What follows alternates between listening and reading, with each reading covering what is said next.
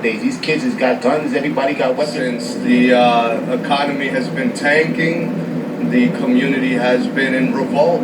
When I was 14 and 15, I knew of no one that had a gun. The only time we seen guns was when it was on TV. They all fear for the children growing up now. Another one, way too many of them.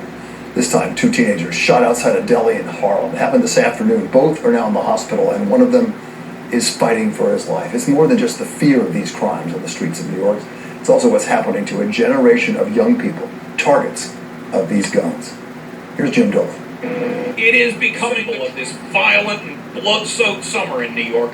The shell casings from a wild barrage of bullets that hit 2 teenage younger child, just 14 years old, may not survive the night. The 2 boys were walking from the 128th Street Deli just after 4 o'clock this afternoon when a gunman at the corner started shooting. The 15-year-old was hit in the leg. The 14-year-old was hit in the head. His life-threatening. What we know so far, it does appear that they were targeted. Many of the people we spoke with in the neighborhood tonight have lived here their whole lives. There has always been an element of danger in the neighborhood, but the threat, they say, is so much different now. The next day. This morning that a teenager has died after being shot yesterday in Harlem. It comes as Mayor Eric Adams will be meeting with other leaders today to discuss ways to combat the issue. CBS 2's John Diaz joins us now live from Gracie Mansion, where that meeting will be taking place. He has a closer look at all of this. John?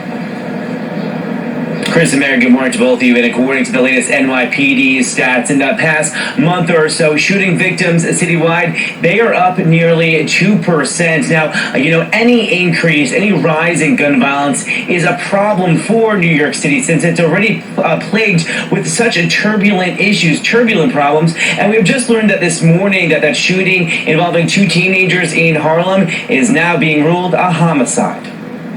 Standing in front of a crime scene yesterday, Mayor Eric Adams staring directly at the evidence of arguably one of New York's biggest problems, gun violence. He and the police commissioner were briefed yesterday on scene after 2 teens were shot in the afternoon by a gunman who opened fire on a sidewalk in Harlem. The 14-year-old is struck right there, falls in between the 2 cars lying in the street. The 15-year-old male is able to make it to the street and run. Police believe the teens were targeted. Beyond that, they don't yet know why.